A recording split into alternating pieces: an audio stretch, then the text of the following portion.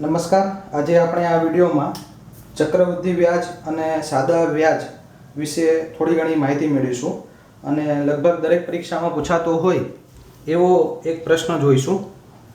તો જેમાં પ્રશ્ન પહેલાં સમજી લઈએ. પ્રશ્ન શું હશે? તો તમને કોઈક રકમ આપવામાં આવી હશે, એના ટકા આપ્યા હશે, એટલે કે કેટલા ટકાએ એનું વ્યાજ આપે છે અને સમયગાળો આપ્યો હશે 2 વર્ષ કે 3 વર્ષ એ રીતે. તો પ્રશ્નથી શરૂઆત કરીએ તો સૌપ્રથમ પ્રશ્ન નંબર 1 જોઈએ. શું કીધું છે? પ્રશ્ન નંબર 1, 10.5% દરે, એટલે અહીંયા આપણને આર કેટલા આપ્યા છે? 10.5. રકમ કેટલી આપી છે આપણને? તો પ્રિન્સિપાલ એટલે કે મુદ્દલ 50,000 રૂપિયા.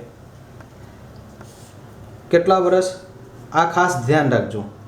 પ્રશ્નમાં જો તમને n બરાબર 2 વર્ષ આપ્યા હોય તો જ આ હું તમને શોર્ટકટ બતાવું છું એ લાગુ પડશે, અથવા તો નહીં લાગુ પડે. તો સાદા વ્યાજ અને ચક્રવૃદ્ધિ વ્યાજ વચ્ચેનો તફાવત કેટલો થાય? તો પરીક્ષામાં નોર્મલી વિદ્યાર્થીઓ શું કરતા હોય કે પહેલાં ચક્રવૃદ્ધિ વ્યાજ શોધે આનું, અથવા તો સાદું વ્યાજ શોધે, અને ત્યારબાદ ફરીથી આનું ચક્રવૃદ્ધિ વ્યાજ શોધે અને ત્યારબાદ એનો તફાવત શોધીને જવાબ લખતા હોય છે. સમય લગભગ 5 મિનિટ લઈ લે છે અને 5 મિનિટ ના અપાય અને 5 સેકન્ડમાં સોલ્વ કરાય.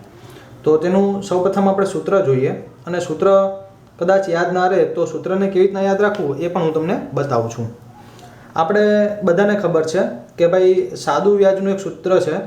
સાદું વ્યાજ PRN ભાગ્યા 100. જો તમને આ સૂત્ર યાદ રહેતું હશે, અથવા તો જો આ સૂત્ર તમે યાદ રાખી શકશો, તો આ પ્રશ્ન જે છે એને 5 થી 10 કે 15 સેકન્ડમાં તમે સોલ્વ કરી શકશો. તો સૂત્ર જે છે એ અહીંયા લખું છું. આના ઉપરથી જ બનશે. આ જે છે ને એના ઉપરથી જ બનશે. યાદ કેમ રાખવું એનું તમને શોર્ટકટ કહું છું. પહેલાં શું આવે છે? P, એટલે મેં અહીંયા P મૂકી દીધો. ત્યારબાદ R, થોડેક ઉપર R લખ્યો. ત્યારબાદ N, એટલે કે અહીંયા હું n લખું છું, ભાગ્યા 100. આને કૌંસમાં મૂકી દો. બસ પતી ગયું. આ સૂત્ર થઈ ગયું. હવે અહીંયા રકમ મૂકવાની છે. આ કેટલા આપ્યા છે? P એટલે 50,000, એટલે 50,000. તેવી જ રીતે આ ગુણાકારમાં આવે છે. R કેટલા આપ્યા છે? તો 10.5, તો અહીંયા મૂકું છું 10.5 ભાગ્યા 100. આ n કેટલા છે? 2.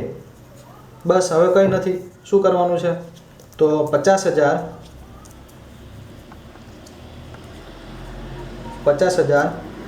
ગુણ્યા 10 આપણે આવું કરી શકીએ. પોઈન્ટ છે તો નીચે આપણે પોઈન્ટ કાઢી દીધો એટલે નીચે 10 મૂકી દીધા. 105 ગુણ્યા 1/100 ગુણ્યા 1/100. આ 2 ઉડી ગયા, આ ઉડી ગયા, આ 2 ઉડી ગયા, એટલે આ. હવે 5 દુ 10, અહીંયા 20 રહે છે. સમય બચાવવા માટે આપણે અહીં કેલ્ક્યુલેટરનો ઉપયોગ કરીએ અને જવાબ શોધીએ. તો 105 ગુણ્યા 105 ભાગ્યા 20, 551 બરાબર 551.25. તો આ જે જવાબ આવ્યો એ હકીકતમાં શું કહેવા માગે છે કે આ રકમનું આ ટકા લેખે આટલા વર્ષ માટે જે સાદું વ્યાજ આવે છે એ અને ચક્રવૃદ્ધિ વ્યાજનો તફાવત આટલો થાય છે. તફાવત છે ને સરળ? હજુ બીજા પ્રશ્ન લઈએ જેથી તમને વધારે ખ્યાલ આવે. પ્રશ્ન નંબર 2, શું કીધું છે? તો 1,000 રૂપિયા, એટલે એને મુદ્દલ કહેવાય. મુદ્દલને આપણે P થી બતાવીએ છીએ. પ્રિન્સિપલ. હવે ટકા કેટલા કીધા છે? ટકાને શું કહેશું આપણે અહીંયા? R, એટલે કે 10. સાદા વ્યાજ અને ચક્રવૃદ્ધિ વ્યાજનો 2 વર્ષ. આ ખાસ કાળજી રાખજો. જો 3 વર્ષ કીધા હોય તો આ ફોર્મ્યુલા લાગુ નહીં પડે. તેના માટેની અલગ ફોર્મ્યુલા છે જે હું આના પછીના લેક્ચરમાં અથવા તો આના પછીના સેશનમાં વિડીયો ટ્યુટોરિયલમાં બતાવીશ. જો n બરાબર 2 આપ્યા હોય તો જ, અથવા તો નહીં. તો તફાવત કેટલો થાય? તો સૂત્ર જે છે ફરીથી એકવાર તમને બતાવું છું કે સાદું વ્યાજનું સૂત્ર કયું આવે છે. સાદું વ્યાજનું સૂત્ર તો અહીંયા interest is equal to PRN divided by 100. એટલે કે આને જ યાદ રાખવાનું છે તમારે. પહેલાં શું આવે છે? P આવે છે. એટલે અહીંયા હું સૂત્ર બનાવું છું. જો સૂત્ર યાદ ના રહે તો પહેલાં P આવે છે એટલે અહીંયા હું P લખી દીધો. ત્યારબાદ શું આવે છે? R આવે છે એટલે થોડેક ઉપર R લખવાનો. ત્યારબાદ N એટલે એના ઉપર N. પછી ભાગ્યા એટલે અહીંયા ભાગ્યા કેટલા છે? આ 100. આને કૌંસમાં મૂકી દો. આ સૂત્ર થઈ ગયું. હવે વેલ્યુ મૂકો તો Pની વેલ્યુ કેટલી છે? તો 1000 ગુણ્યા Rની વેલ્યુ કેટલી છે? તો 10 અને ભાગ્યા 100 અને Nની વેલ્યુ કેટલી છે? Nની તો 2 જ હશે હો. 3 જો હોય ને તો આ સૂત્ર નહીં આવે એટલું કાળજી રાખજો. એટલે કે 1000 ગુણ્યા 10/100 ગુણ્યા 10/100 એટલે જવાબ કેટલો આવશે? આ 2 ઉડી ગયા, આ 2 ઉડી ગયા, આ 1 2 1 2 એટલે 10 રૂપિયા. તો ચક્રવૃદ્ધિ વ્યાજ ઓછા સાદું વ્યાજનો તફાવત 10 રૂપિયા થશે આટલા માટે. ત્યારબાદ હજુ એક લઈએ છે દાખલો. એમાં આપણે જોઈએ પ્રશ્ન નંબર 3. આ 1000 રૂપિયા 5000 રૂપિયા આપે છે પ્રિન્સિપાલ, એટલે કે મુદ્દલ જે છે એ 5000 રૂપિયા છે. 10% એટલે ટકાને આપણે R થી બતાવીએ છીએ. 2 વર્ષ N 2 વર્ષ. આ ખાસ કાળજી રાખવાની છે, 2 વર્ષ માટે જ, 3 વર્ષ નહીં. સાદું વ્યાજ અને ચક્રવૃદ્ધિ વ્યાજનો તફાવત શોધવાનો છે. ફરીથી સૂત્ર તમને હજુ બતાવું તો આપણે આવું લખતા હોય છે સાદા વ્યાજનું સૂત્ર, જે બહુ પોપ્યુલર છે, આપણને ખ્યાલ છે, યાદ પણ રહે છે. આમાંથી સૂત્ર બનાવવાનું. તો સૂત્ર કેવી રીતના બનશે? પહેલાં શું આવે છે? P. એટલે અહીં લખું છું આ P. ત્યારબાદ R એટલે થોડેક ઉપર R લખવાનું અને ત્યારબાદ N એટલે થોડેક ઉપર N લખવાનું. ભાગ્યા 100 એટલે ભાગ્યા 100 એને કૌંસમાં આપી દેવાનું બસ. હવે Pની વેલ્યુ કેટલી છે? તો 5000 છે એટલે અહીંયા હું લખું છું 5000 ગુણ્યા Rની વેલ્યુ 10 અને 100 તો છે જ નીચે અને હંમેશા N તો 2 જ આવશે આ પ્રકારના દાખલામાં. 5000 ગુણ્યા 10/100 ગુણ્યા 10/100 1 2 1 2 1 2 1 2 50 રૂપિયા. તો ચક્રવૃદ્ધિ વ્યાજ ઓછા સાદું વ્યાજનો તફાવત કેટલો થશે? 50 એકમમાં રૂપિયા આવશે. હજુ એક ઉદાહરણ લઈએ, ત્યારબાદ એક ઉદાહરણ તમને આપું.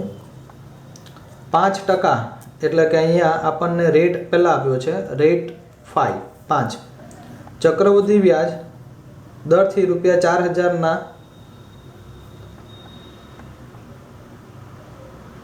ચક્રવૃદ્ધિ વ્યાજના દરથી ₹4000 દરથી ₹4000 આ રહેવા દો. 5% આ રહેવા દેજો. દરથી ₹4000 એટલે અહીંયા પ્રિન્સિપલ આપણને આપ્યું છે 4000. 2 વર્ષના સાદા વ્યાજ અને ચક્રવૃદ્ધિ વ્યાજમાં શું તફાવત હશે? અને n બરાબર 2, રાઈટ. હવે એમાં જોઈએ તો સૂત્ર P R N ભાગ્યા 100. P એટલે કેટલા છે? 4000 ગુણ્યા R કેટલા છે? 5. 100 N ની વેલ્યુ કેટલી છે? તો 2 છે એટલે 4000 ગુણ્યા 5/100 ગુણ્યા 5/100 આ 2 આ 2 20 5 5 20 10. એટલે આપેલ રકમ માટે, આપેલ વિગત માટે ચક્રવૃદ્ધિ વ્યાજ ઓછા સાદું વ્યાજનો તફાવત કેટલો થશે? તો 10 રૂપિયા થશે. અને હવે તમારા માટે એક સ્વાધ્યાય છે. શું કીધું છે? રૂપિયા 1800નું એટલે કે પી તમને કેટલા આપ્યા છે? 1800. 10% એટલે આ તમને 10% આપ્યા છે. વાર્ષિક વ્યાજના દરે 2 વર્ષના સાદા વ્યાજ અને ચક્રવૃદ્ધિ વ્યાજ n બરાબર કેટલા આપ્યા છે? 2. કાળજી રાખજો કે n બરાબર 2 આપ્યા હોય તો જ લાગુ પડશે આ ફોર્મ્યુલા, અધરવાઇઝ લાગુ નહીં પડે. રાઈટ? 2 વર્ષ નો તફાવત શું હશે? આ પ્રશ્નનો જવાબ તમારે આ જે વિડીયો તમે જોઈ રહ્યા છો એ વિડીયોના યુટ્યુબ ચેનલમાં જે વિડીયો તમે જોઈ રહ્યા છો એમાં કોમેન્ટ ભાગમાં, નીચે જે કોમેન્ટ ભાગ છે એના અંદર તેનો જવાબ આપવાનો રહેશે. એટલે જવાબ જે કંઈ પણ આવે એ યુટ્યુબ કોમેન્ટમાં જરૂરથી આપશો જી. જો આપને અમારા વિડીયો ઉપયોગી થતા હોય અને પસંદ પડતા હોય તો જરૂરથી એક લાઈક અને એક શેર કરવા આપને વિનંતી છે. ધન્યવાદ, આભાર. આવનારી પરીક્ષાઓ માટેના વિડીયો જોવા માટે તમે અમારી યુટ્યુબ ચેનલમાં જરૂરથી સબસ્ક્રાઈબ કરજો. ધન્યવાદ, આભાર.